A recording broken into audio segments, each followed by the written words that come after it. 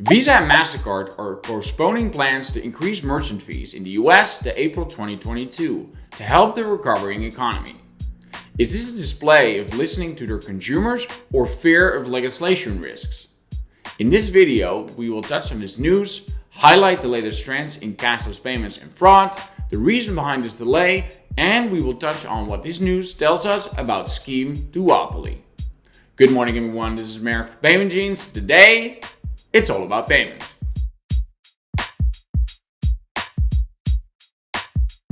But why did these fees have to be increased in the first place? To understand the potential motives behind Mastercard and Visa's decision, it is important to examine how cashless payments have evolved in 2020.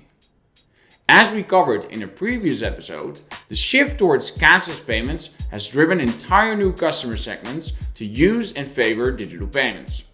In fact, nearly 50% of global shoppers expressed that they are using digital payments more than ever before. Evidently, contactless cards are the top payment methods benefiting from this change. What we also witnessed is that in the US alone, e-commerce spending grew by 93% year over year in the month of May.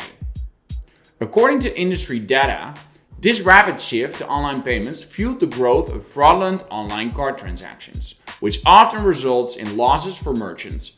In fact, it was estimated that at the end of 2020, the US was seeing about $11 billion worth of losses due to credit card fraud.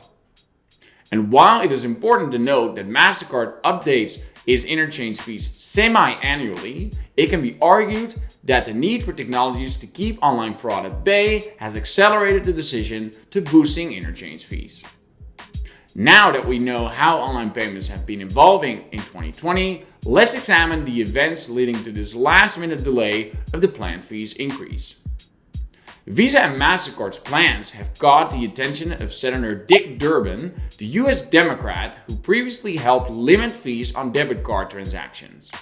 "We urge you to call off these planned fees increase," Durbin wrote in a letter to the networks. What is once again worth mentioning is the boom buy now pay later solutions are experiencing. It is evident that buy now pay later solutions are becoming a shopper's favorite. So much that many are starting to wonder whether it will disrupt the $8 trillion credit card industry, especially now that research revealed that the phrase buy now pay later is being mentioned more than ever. Additionally, both networks have been sued earlier this year over price fixing, which has people thinking that that could have been the motive for postponing the interchange fee increase.